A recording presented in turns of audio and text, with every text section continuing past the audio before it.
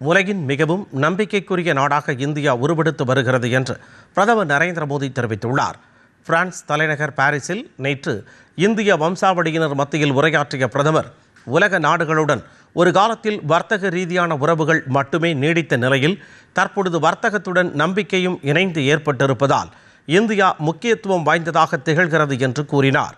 வளர்ச்சி, புதுமை கண்டுபிடிப்பு, எதிர்கால தலைமுறையினருக்கான வாய்ப்புகள் உள்ளிட்ட பல்வேறு துறைகளில் இந்தியா முதலீடுகளை மேற்கொண்டிருப்பதாக அவர் தெரிவித்தார்.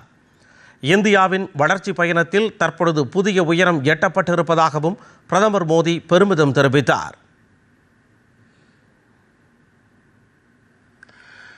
मैं जब 14 जून को नीस पहुंचा था तो सबसे पहले भारत इनोवेट्स इस कार्यक्रम में शामिल हुआ था। आज जब मैं फ्रांस से वापसी की तैयारी में हूं तो लग रहा है जैसे भारत कनेक्ट्स कार्यक्रम में आ गया हूं।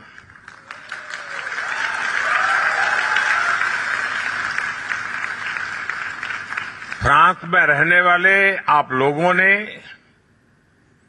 21वीं सदी के भारत फ्रांस रिश्तों को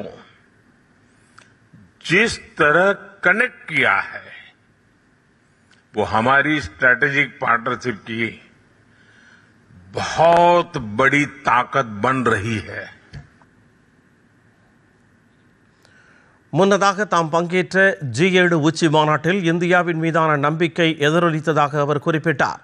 ஸ்லோவாக்கியா மற்றும் பிரான்ஸ் பயணத்தை முடித்துக்கொண்டு பிரதமர் நரேந்திர மோடி தாயகம் புறப்பட்டார்.